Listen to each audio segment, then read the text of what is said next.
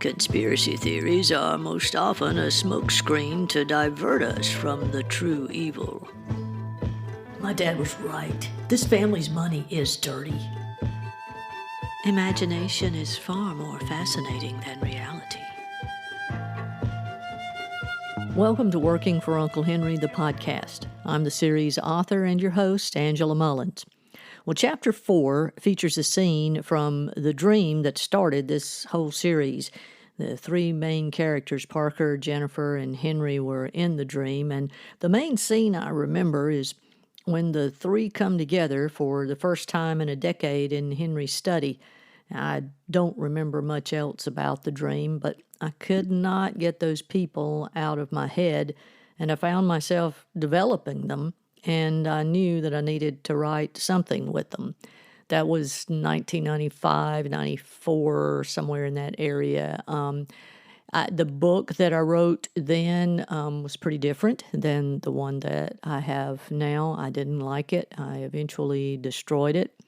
But still, a couple of decades went by, and I could not get these characters out of my head. I have no idea why. But I wrote it again, and this is it. So, Chapter 4. As a kid, Parker had never paid attention to the town of Rolling Rivers. The 8 to 10 hour drive seemed to take forever, so his mother always tried to keep them occupied with games, spotting cars of particular colors, getting truckers to blow their funny horns on their 18-wheelers, and such. He did remember the swampy areas just off the shoreline of the bay, and as he slipped into their fog now, he grinned at the memory of how creepy it seemed back then, and how Sarah loved to make up stories of swamp monsters to make David cry, until Reverend Madison reprimanded her for calling up the devil. His grin faded as he realized the fog was still a little creepy now, like he was being eaten by a smoke monster. What was lurking behind the fog, awaiting him? Parker shook his head. Geez, he thought, Sarah isn't even here, and she's still putting creepy thoughts in my head. In the distance, through the trees and fog, the Archer mansion peeked into view. The lights of the house pierced through the fog now, starting to reveal what really lay behind. Or did it? The builder, Samuel Archer, Parker's grandfather, had been a private, secretive man. Although Henry and Edith were more active and known in the community, a great deal of mystery surrounded them as well. Their eccentric ways and endless trough of money, of which no one could state the origin, gave rise to the occasional speculation and whispering. A mixture of naked red maples and dogwoods lined each side of the private road leading to the estate. The well-polished brass gates opened automatically as if welcoming Parker to the mysterious land that lay beyond, or indicating he was being watched by the numerous but well-hidden security cameras.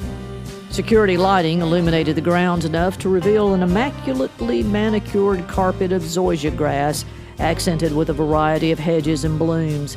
English ivy crept up the brick on the front of the house. Parker followed the drive around the 25-foot diameter tiered fountain in front, where he had tossed numerous pennies as a kid. The wishes he made rarely came true. He glanced over the side. The pennies were no longer there, just a clean, clear pool of flowing water. Parker unstrapped his duffel from the rack on the back of his bike and stepped up to the hand-carved wooden double doors of the main entrance. They were one of many elements of the house Samuel Archer had shipped from Europe during the home's construction. Parker removed his helmet and raised his hand to knock when one of the doors opened. "Mr. Parker, it's wonderful to see you again after all this time." Gerard Humphreys had been the Archer's butler since his father, the previous butler, passed away some 15 years earlier. "Hello, Gerard." Parker set down his duffel and gave him a hug. "What a fine young man you've become," Gerard replied with a smile and a hearty pat on the back. He picked up the duffel and took the backpack from Parker's shoulder. "I'll take your things upstairs. I prepared the first bedroom in the east wing for you." He nodded in the direction of the right-hand staircase. "The colonel is in his study, waiting for you. You remember the way?" Parker smiled and nodded. He lingered in the foyer for a moment, reacquainting himself with the place that had been like an amusement park to him as a little boy. Because many things seemed grand and magical to a child, he could almost hear the clicking of their little shoes echoing through the hallway of the tiled floors, also imported from Europe. Christmas decorations were everywhere. Gold tinsel and garland weaved through the railings of both stairways that led up left and right from the foyer to the second floor. White candles lined every available shelf and table space, accompanied by splashes of red and spindly frosted miniature trees. The house embraced an odd layout that produced the deceptive display to outsiders that they could peer into the many windows and actually see something. An outer hallway encircled the first floor, with each room branching off from it remaining perfectly concealed. An eclectic variety of paintings lined the walls of the circular hallway like a museum. Parker made his way around to the back side of the house and knocked on the door of his uncle's study. A gruff voice beckoned him in. By the time Parker swung open the door, his uncle was there to greet him with a vigorous handshake. "Parker, my boy, wonderful to see you again. We have much to talk about. Come, sit down." He stepped aside and motioned to one of the leather wingbacks positioned squarely in front of his large mahogany wood desk. It was then Parker saw the smoke drifting up from the other wingback and realized they were not alone. "Hello, Parker," came a buttery smooth voice. She turned to greet him with a sly smile. "Jennifer?" He had not expected her to be here. "Parker and I have business to discuss, Jennifer. You two can catch up later." Jennifer didn't appear to mind the dismissal. She put out her cigarette in the jade ashtray on Henry's desk. "I'll see you later," she said to Parker with a soft brush of her hand on his shoulder. Parker watched her leave, then took a seat in the companion wingback while Henry straightened the clutter on his desk. Gray file folders and pads with random sequences of numbers, formulas, and geometric shapes scribbled all over them were discreetly stacked on top of a dark blue leather notebook stamped confidential. "Now, about that proposition, I have a little mercantile store in town that desperately needs your expertise." "Oh, okay. Like stocking shelves and running the cash register? I did work at the bookstore on campus during college." No, Henry raised palms in protest. "I have people for that. I need someone with your education and knowledge of history to sort through my purchases and keep them cataloged." Well, that didn't sound too nefarious, Parker thought. Interesting, actually. "How does $1,000 a week sound to start?" Parker gulped. $1,000 a week? "Well, that's just a start, mind you. I will need you to travel a bit, so there'll be extra for that." Sounds great. He knew he wasn't in a position to turn down an offer like that. "When do you need me to start?" "Yesterday. But we'll wait until the first of the year to make it official. You can live here," Henry said firmly, hinting that living elsewhere was not an option. "Okay. I need to settle up a few things at home," Parker replied with a little embarrassment, remembering the few weeks' rent he owed his landlord. "I'll send someone down to Greenville to gather up your things and settle up with your landlord and any other obligations you have there, utilities and whatnot," Henry said nonchalantly, waving his pipe back and forth in his hand. Parker was startled by his uncle's possible awareness of his financial situation, also relieved his landlord and other debts were going to be taken care of. "Thank you, sir. I'll pay you back ASAP." "Nonsense." Henry waved off the suggestion. "Your aunt's New Year's Eve party is in a couple of days. Do you have a tuxedo?" "No, sir." He had never needed to own a tux. In fact, his entire wardrobe was packed in the 2 bags he had brought with him. Not a problem. Gerard will take care of that."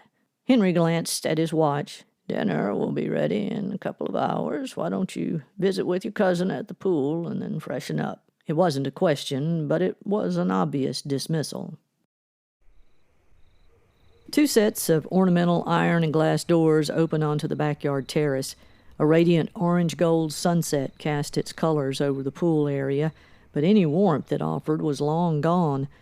Parker drew in his arms with a shiver and wished Gerard hadn't taken his coat.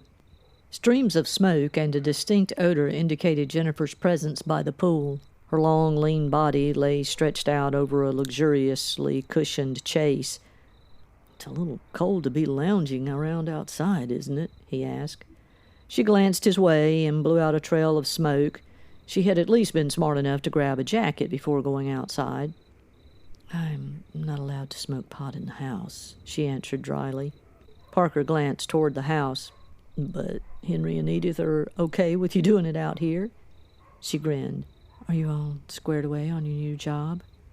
Her tone hinted at knowing more about Parker's new job than he did at the moment. "I guess so. Uncle Henry seems to be taking care of everything." "Yes, that's our uncle." She inhaled the joint and offered it to him. "Oh, no thanks." "Still the good boy?" "I'm trying." She took another long drag and exhaled slowly, staring straight ahead across the pool. "Good for you. Henry and Edith know you're smoking that?" She laughed. "You gonna tell on me?" Parker blushed. A timer triggered the underwater lights of the pool, illuminating the Archer family crest engraved at the bottom. It featured 3 parallel arrows that historically symbolized military readiness. Parker shuffled his feet. "What's been going on with you?" he asked to break the awkward silence. "Just changing clothes a lot and having my picture taken. A friend of mine back in college had a poster of you on his dorm wall." She chuckled, knowing the couple of posters she had authorized for sale featured her minimally clad at best. "Did it make you blush?" A little." "You barely looked at it, didn't you?" He had avoided eye contact with it as much as possible, just like he was doing with her now. "So, what brings you here?" he asked, changing the subject. "Christmas," she remarked, as if he should know. "You still come here for Christmas every year?" "Yes, I do. It's the only thing that feels like family in my life, and I guess some part of me likes a little family now and then. Henry and Edith are pretty much all I have." "What about your parents?" "Huh," she replied, crushing the small remainder of the joint with her boot on the Moroccan tile patio. "I've barely seen my father since boarding school. Mother comes around when she wants to be in the company of her celebrity daughter, but mainly to see what men in my life she can meet." "I'm sorry."